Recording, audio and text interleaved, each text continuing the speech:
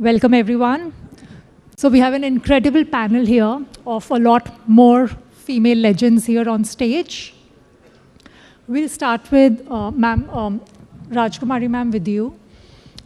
You are the first women in Sikkim who created history by being first women deputy speaker.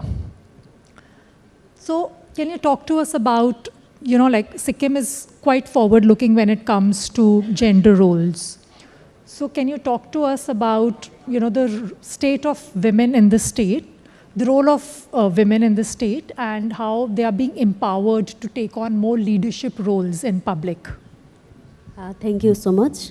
First of all, I would like to express my warm gratitude to our Honorable Chief Minister, Government of Sikkim and India Today for providing us this wonderful platform.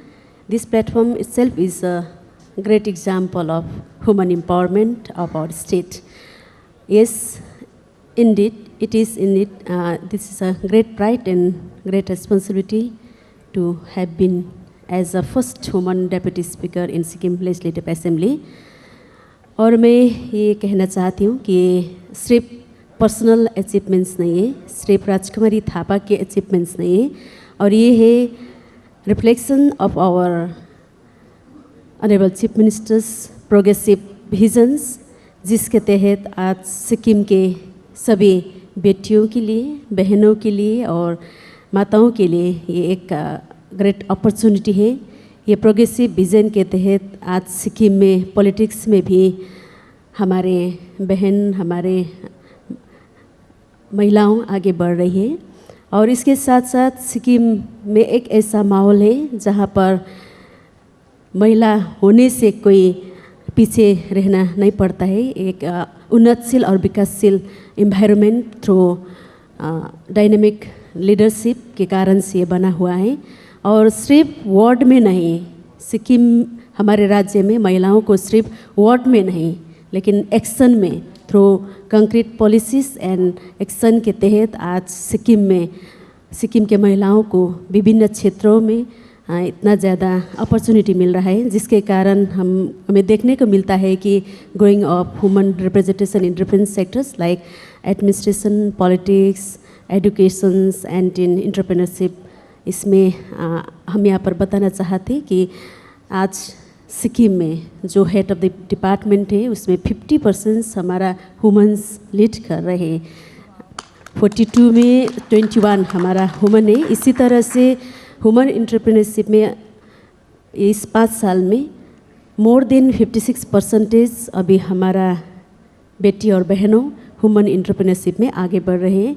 इसी तरह से startup में भी और विभिन्न sectors में, education में भी अभी हमारे बेटियों ही आगे बढ़ रही हैं। सिक्किम ये एक ऐसा बोल सकते हैं कि हमारा स्टेट हमारे देश के बाकी राज्यों में से एक वुमेन फ्रेंडली स्टेट बोला जा सकते हैं, और ये एनवायरनमेंट ऐसे दिखाने के लिए नहीं, लेकिन हमारे वहाँ एक उदाहरण सेट किया है कि जिस वुमन में जो पोटेंशियल है, जो क्रिएटिविटी है, उसको आगे ले जाने के लिए सिर्फ उनका ही नहीं, सरकार का भी बहुत सहयोग है। और हमारा गवर्नमेंट चाहते कि हमारे राज्य की बेटियों, महिलाओं देश के अन्य राज्यों से भी आगे हो सके डिफेंस सेक्टर में। ये हमारे राज्य के माहौल, वहाँ पर कोई महिला होने के कारण पीछे बैठना नहीं पड़ता है, लेकिन फोर्सफुली आगे ले जाने के लिए सरकार हमारे साथ में है। Thank you. Thank you. Thank you, Raj ma'am. So Annapurna ma'am, what Raj ma'am very clearly shared how women are represented in public roles as well, but Sikkim is still a very traditional society. So do you think that can sometimes be restrictive for women to be ambitious or to take on some roles, or or venture into areas that are male dominated? Thank you, Sudhal. Thank you, India Today, for having us here. We are so proud to be here, all the women.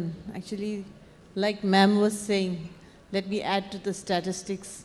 In the government of Sikkim, in the gazetted posts, out of the number of officers in Group A and B, we have 13,333 women and only 2,021 men.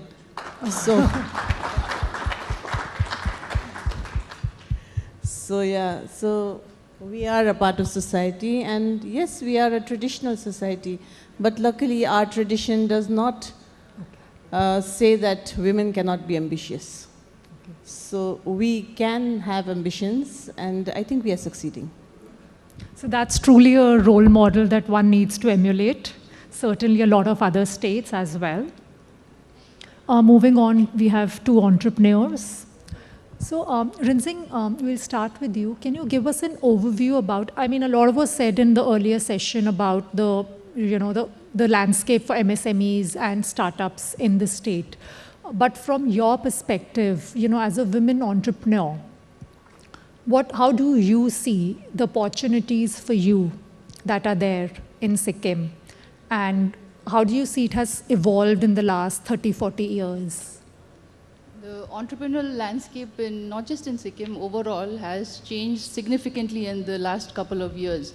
And there are many factors which comes into play, Just to cite a few examples, digital transformation, the rise in e-commerce platform, cloud computing, mobile application has given entrepreneurs access to global market with very minimum cost. And secondly, I would say a shift in societal values. Like we come from a society where government job is given the highest priority, right? It still is. But we can actually see the shift in mindset slowly, that entrepreneurship is, now people are talking about entrepreneurship. Parents are okay with, kids starting up with their own startup. So that is a huge change that I've seen in the past couple of years. And other factors would be inclusivity in entrepreneurship, the support that entrepreneurs are getting from entrepreneurs from diverse backgrounds, underrepresented backgrounds like women, various other communities. Though that has kind of, we can see those changes. And the other factors I would say is, I think there are, lots to add, but these are the few points that I would like to, everybody to reflect on. Thanks, Rinzing. Sharnya, I would also like to speak to you. You are a very young entrepreneur. So what inspired you to start a brand that actually tries to support and encourage local crafts, in a very contemporary format? And do you also think that, as representing Sikkim, it's somewhere your responsibility to bring that narrative, the culture, the crafts into the mainstream? First of all, I would like to start by thanking India Today for having us here. Yes, I believe that it is my responsibility, not only in an emotional way, but in an economic way as well, that it is my responsibility to show Sikkim's artistic legacy, to create a platform where our heritage, our culture, our story is being told to the entire global platform.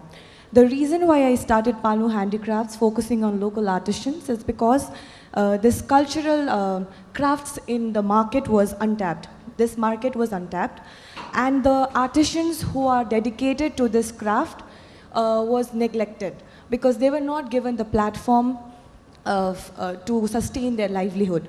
So I wanted to act as a catalyst. Palmu Handicrafts as a business acts as a catalyst for the local artisans to provide them sustainable livelihood, because local artisans are the hands that will preserve our culture, our creativity as Sikkim's artistic legacy. So I wanted to build a bridge, I wanted to create a catalyst, I wanted to be the catalyst to provide sustainable livelihood to the artisans who are responsible, who are the backbone of Sikkim's artistic legacy. Thank you. Thanks, Palmu. Now we have a very interesting woman right here. So Manita, I'm not sure if everyone knows, Manita is an Everester, and not only that, she has, from the world's highest 7 continent peaks, she has already climbed 5.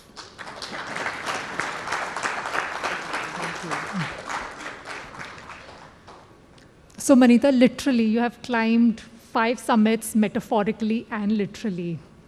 So can you tell us, like, mountaineering itself, mountaineering, trekking, is a very male-dominated sector.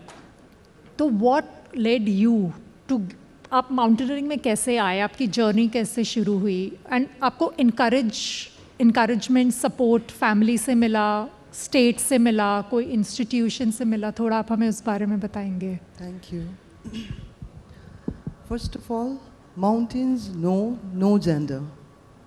Mountain nature आपको mail और female का definition ही नहीं देता वहाँ पर.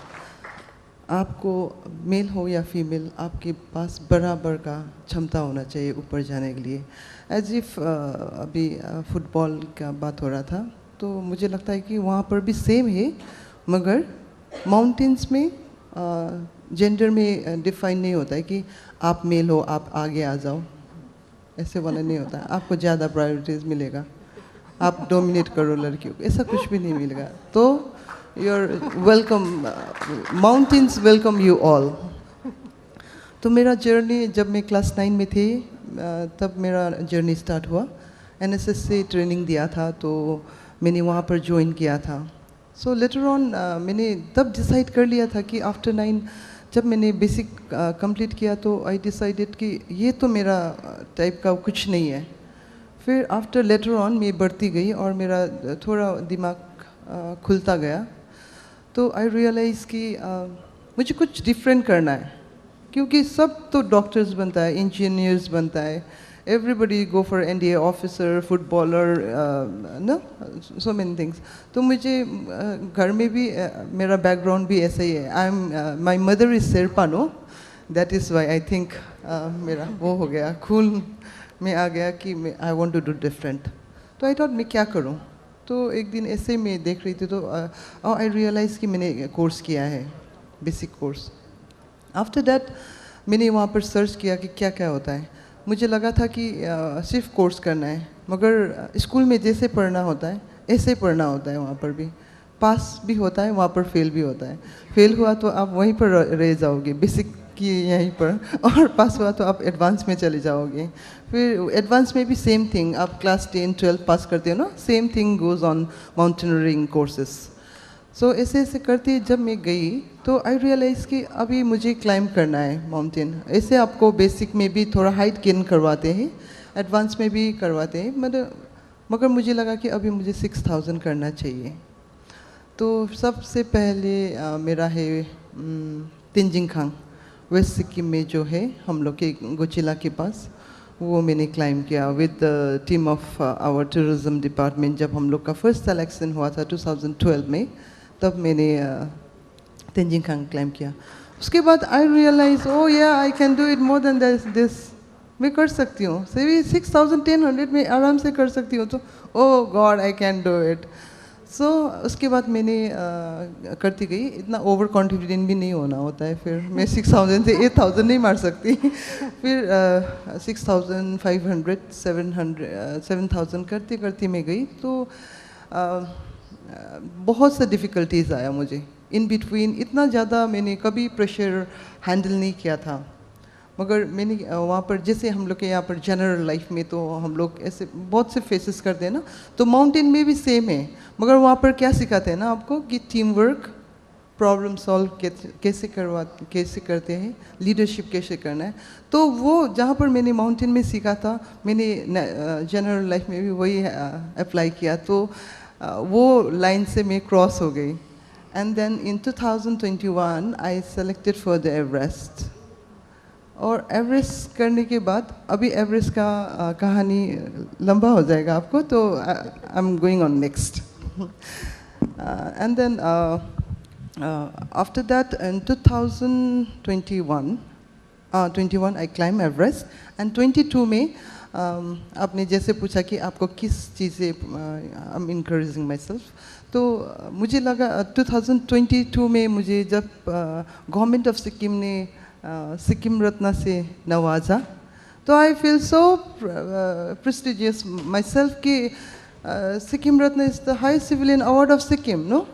सो तब मुझे लगा कि oh they believe in me, so I can do whatever I want for the young youths. So उसके बाद मेरा 7 Summit का journey start हुआ. Thank you. That's a very inspiring story, Manita. So, ma'am, we have already spoken a lot about how women in Sikkim have equal opportunities, पर उसके बावजूद बहुत सारी स्कीम्स हैं for women in this state, Amma scheme, Vahini scheme, Vatsalya scheme, तो वो क्यों हैं फिर? और अगर हैं तो how are they helping women? Thank you so much. ये एक बहुत ही बढ़िया क्वेश्चंस है। जो आपने बोला जेंडर इक्वलिटी है स्टेट में, तो फिर ये वुमन के लिए विभिन्न स्कीम सरकार क्यों बना रहे हैं? फर्स्ट ऑफ ऑल मैं ये बोलना चाहती हूँ कि हम भगवान मानते हैं, उसमें सबसे powerful wealth, knowledge and power का 3 देवी है जो जिसके बिना संसार नहीं चलता है। इसी तरह से सिक्किम में जेंडर इक्वलिटी है, वुमेन एंड मेन इक्वल है एवरी सेक्टर में। फिर भी हमारे स्टेट का हेड चाहते हैं कि जो वुमेन के अंदर में जो पोटेंशियल, मैंने पहले भी बोला, वो बाहर आना चाहिए। और इसी के लिए अभी जो रूलिंग पार्टी है सिक्किम में, सिक्किम क्रांतिकारी मोर्चा पार्टी, इसके सम्माननीय अध्यक्ष प्रेसिडेंट साहब ने नारी मोर्चा को रिप्लेस करके इतना अच्छा संबोधन करते हैं दे दिया है कि नारी शक्ति। इसीलिए नारी के अंदर जो शक्तियाँ होती है, जो समाज के लिए बहुत ही महत्वपूर्ण होगा, और ये बाहर आके डिस्ट्रक्शन नहीं, लेकिन डेवलपमेंट के लिए, सोशल वेलफेयर के लिए महिलाओं के अंदर के शक्ति बाहर आना चाहिए पॉजिटिवली। ये करके ये जो संबोधन नारी शक्ति करके हम नारियों को, महिलाओं को संबोधन करती हैं। तो इसीलिए जो ये स्कीम है, वुमन रिलेटेड स्कीम से जो गवर्नमेंट ने शुरू किया है, जैसा कि बहिनी योजना, ये जितने भी स्कीम्स हैं जेंडर इक्वलिटी के लिए नहीं, लेकिन सोशल वेलफेयर के लिए, सोशल डेवलपमेंट के लिए, राज्य को और आगे ले जाने के लिए ये किया है कि महिलाओं की तरफ से, क्योंकि महिला जो होते हैं वो बहुत डेडिकेटेड होता है।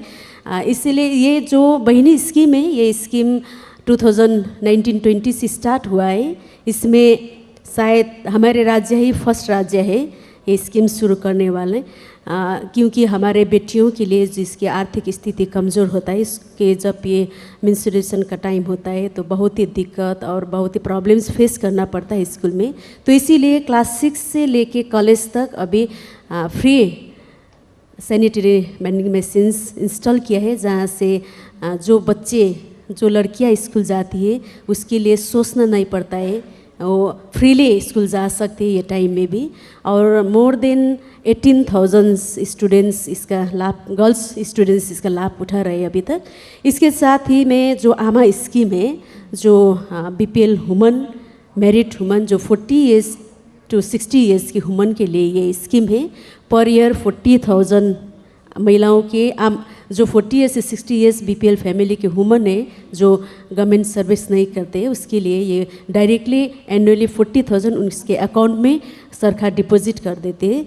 ये क्यों करते हैं? क्योंकि इसके ये जो अमाउंट उसमें डालते हैं तो अपने महिला उस अमाउंट को अपने परिवार के और अपने आर्थिक स्थिति मजबूत बनाने के लिए वो अमाउंट को, वो राशि को यूज़ करते हैं इसमें। और फिर भी इसमें जिसका ट्रांजैक्शन ज़्यादा होगा, अच्छी तरह से ज़्यादा होगा, डिपॉजिट बढ़ाएगा, उसके लिए भी सरकार ने एनुअली एक अवार्ड डिक्लेयर किया है। जिसका ट्रांजैक्शन स्टेट में सबसे अच्छा होगा उसका फर्स्ट प्राइज़ है 3 लाख रुपीज़, सेकेंड प्राइज़ है 2 लाख रुपीज़ और थर्ड प्राइज़ है 1 लाख रुपीज़। ये इनकरेज करने के लिए, क्योंकि वो अपने आप में आर्थिक रूप में स्ट्रांग हो सके, इसलिए ये स्कीम लागू हुआ है। ये हमारे स्टेट में मोर देन 14,000 वुमन इस स्कीम का लाभ उठा रहे हैं। इसके साथ साथ में वत्सल्या स्कीम, अभी जो पद्मश्री अवार्डी बाईचुंग भुटिया साहब ने जो फर्टिलिटी रेट का यहाँ पर मेंशन किया है, इसी को संबोधन करने के लिए हमारे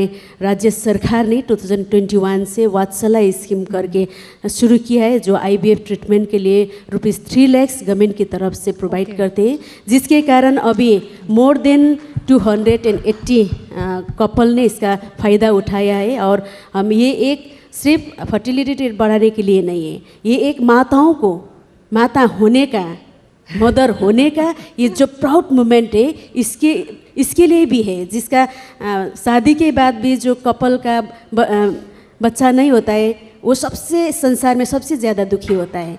लेकिन इस स्कीम के तहत हमारे सिक्किम के मुख्यमंत्री साहब ने जो शादी करके जो मैरिड कपल का अपना चिल्ड्रंस नहीं होता है उसके लिए बहुत ही बढ़िया राहत दिया है। ये एक धार्मिक स्कीम भी हम बोल सकते हैं। इसी के साथ साथ में अभी जो हमारे वहाँ पर है आमा सशक्तिकरण योजना, इसमें सिक्किम सरकार ने जो बीपीएल फैमिली है उसके लिए हेल्थ, माताओं का हेल्थ कंसंट्रेट करके उसको मद्देनज़र में लेके अभी पर ईयर 4 गैस सिलेंडर खाना पकाने के लिए फ्री में सरकार अभी दे रहे हैं, पर ईयर 4 सिलेंडर्स। इसके साथ साथ में अभी हम यहाँ पर बोल सकते हैं, पॉलिटिकल फील्ड में बोलना पड़ेगा, हमारे स्टेट में अभी जो लोकल सेल्फ गवर्नमेंट है इसमें 50% रिजर्वेशन, ह्यूमन रिजर्वेशन है। लेकिन 50% ह्यूमन रिजर्वेशन के साथ साथ अभी हमारे लोकल सेल्फ गवर्नमेंट में मोर देन 50% ह्यूमन है।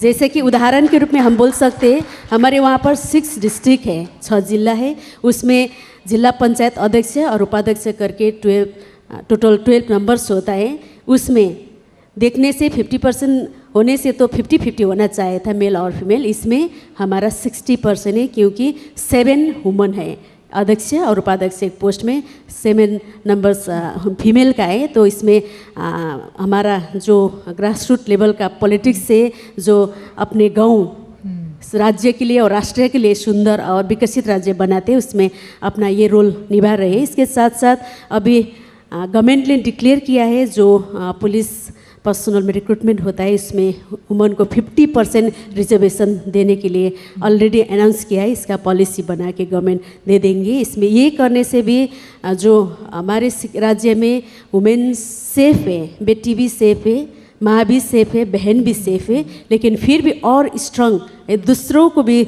सहयोग करने के लिए स्कीम बनाए है। मैंने यहाँ पर जो एंटरप्रेन्योर्स है हमारा वहाँ पर वुमन लीड स्टार्टअप में 75,000 से ज़्यादा हमारा बहन लोग इसमें इन्वॉल्व है। जैसे कि एसएसजी का जिक्र हुआ है पहले सेशन में, तो हमारे स्टेट में मोर देन 5600 एसएसजी से, जहाँ पर हमारे महिलाओं जो गांव-गांव में जो रहते हैं उनके लिए इस सेक्टर में आगे बढ़ाने के लिए हमारे महिलाओं को विभिन्न सरकार की तरफ से एसएसजी के माध्यम से भी आगे ले जाने के लिए विभिन्न फील्ड में लीडर बनाने के लिए आज सरकार बहुत ही काम कर रहे हैं। इसके साथ साथ में हमारा स्कीम, स्टेट का स्कीम सब बोलेंगे तो यहाँ पर टाइम नहीं है, अभी बाकी को भी समय देना है। मैं इतना ही बोलूँगी आज यहाँ पर जो ये मंच है, ये मंच भी सिक्किम के वुमन के लिए बहुत ही बढ़िया मंच है।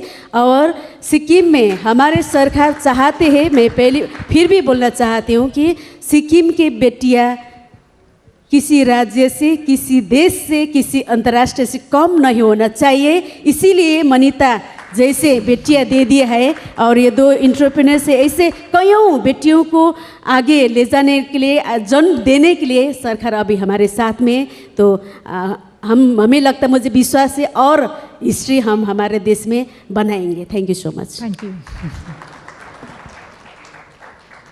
We heard a lot about the government schemes that are there in the state. Can't hear you. But if we look at your success story, how much of it was due to your individual and family support, and how much of it would you attribute to the institutional support? If you could share, throw some light on it.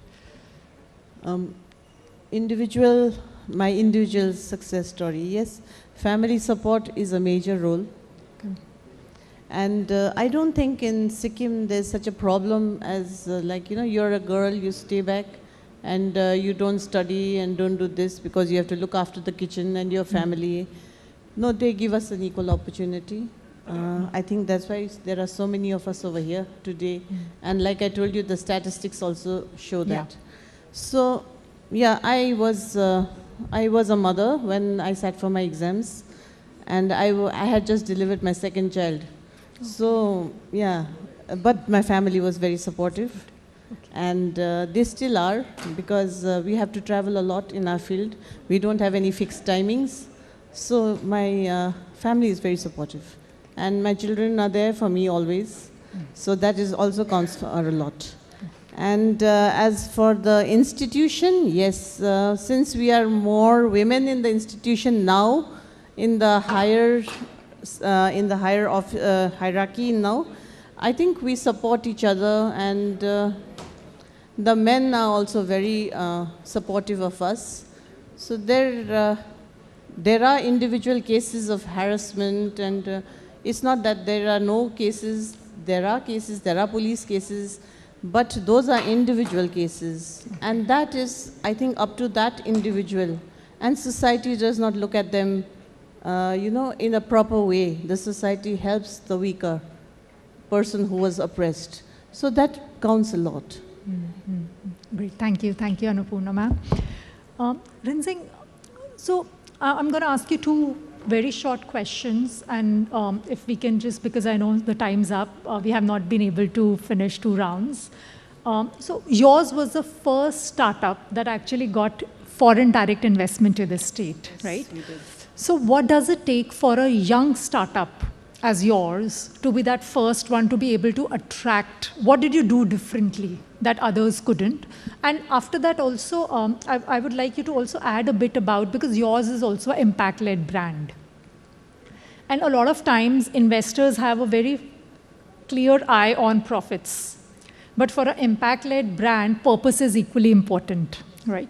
So how do you balance purpose and profits, and especially when there are investors sitting on board? So firstly, bringing FDI wasn't easy at all. We really slogged our, we really worked hard to bring in the FDI. But what really set us apart was, probably our authenticity and the impact that we were trying to create. And at Agapi, we are constantly trying to redefine, who holds the power, who benefits from what we are doing, and the value which is created by centering the, knowledge, the traditional knowledge, trying to create that local ownership. And so all these factors, played a major role in bagging the FDI. And also, I think I can proudly announce today that we have just managed to close our 2nd round of investment. And we have about 3 American institutions, investing in us. So, and coming to your next question, how do we balance profit and our mission? So Agapi's mission is completely embedded in our, business model. It goes hand in hand. We cannot, coexist without the other. We coexist together. And talking about investors at Agapi, and as well as with the kind of investors that we have on board, we kind of measure our profit not only in terms of revenue that we generate, but the impact that we have on our society, the impact that we have on our community, but at the same time being mindful about the effect that our products leave on the environment. So I think, it just goes hand in hand, and we've been blessed with impact investors who not only look at the numbers, so yeah. So that's what responsible capitalism is, isn't it? Yeah. Serena, I would like to now, ask you about, you're in a very traditional sector and you are trying to give a modern shift to it. Do you see among the youth, are they interested in the sector, or you see that there is a renewed focus in your own history and identity? A lot of it is which is related to your culture and craft and heritage. A lot of it is what you're trying to do. And also, do you think it has changed from sustenance-based enterprises to more value-driven businesses? So we can see a major shift in subsistence-based models, business models, to value-driven models, especially the younger generation, the young people that I represent. We are more driven towards, of course, profit is one of the major reason why we start a business. But apart from that, we are more driven towards bringing social impact and promoting our culture, our heritage, and giving it a global platform. So the younger generation is especially taking a very active role in promoting, preserving our heritage and culture through various ways, not just in an entrepreneurial manner, but in various ways they are trying to provide that platform towards the culture, the heritage as we speak. Thank you. Thanks, Palmo, for this. My last question. Manita, you have spoken about your journey, the support you got. can you also give us a view on, how are you now working with a lot of young children, young adults in the state to encourage them to take up mountaineering, outdoor sports, adventure sports as a possible career choice? Thank you. Long time before मैं as a instructor काम करती थी, तब तो encourage करना वहीं पर हो जाता था. Nowadays I go to schools ना, तो मैं वहाँ जाके फर्स्ट ऑफ ऑल फिर जाके सिर्फ आपको बोलना नहीं होता है कि आप आओ और करो. It's live and dead game. तो आपको उसमें बहुत सा चीज़ें जानना बहुत ज़रूरी है. व्हाट यू ओन, आप आउटडोर स्पोर्ट्स कर रहे हो, माउंटेनियरिंग कर रहे हो, ट्रैकिंग जा रहे हो, हाइकिंग कर रहे हो, तो आपको क्या बेनिफिट्स होगा, आपको पहले ये बताना होता है. For example, now we have lots of people around, politicians, footballer, and public representatives, and so many people are here. So everyone have their own illness with their own, no? सबके पास होगा, बीमार तो रहेगा ही रहेगा. So nowadays, young youths are facing kind of depression and anxiety. So मैं ही वहाँ जाके ये बोलती हूँ कि आप लोग को सिर्फ ये as a tracking नहीं लेना है, आपको सीखना है. You connect with the nature. No, you're all the time with the phone. You're not able to think about anything. No, so come and join with us for the benefit of your bright future. Of course, आप बाहर जाओगे तो you can learn. अभी आपको बाहर ऐसे नहीं जाना है. फिर you have to come with us to the mountain, to the jungle. You'll learn. आपको आप वहाँ पर सीखोगे टीम वर्क कैसे होता है. एज ए जनरल लाइफ में भी आपको बहुत सा काम टीम वर्क में करना पड़ता है. ऐसे करके मैं मोटिवेट करती हूँ स्कूल्स, कॉलेजेस में जाके. And of course, I mean, a lot of these mountaineering teaches us about life skills, resilience, perseverance, जो और कोई I think नहीं सिखा सकता है. And teamwork especially, because mountains पे तो it's all about life and death. Yes. So thanks a lot for these such thought-provoking insights. I mean, we all love this discussion. Thank you.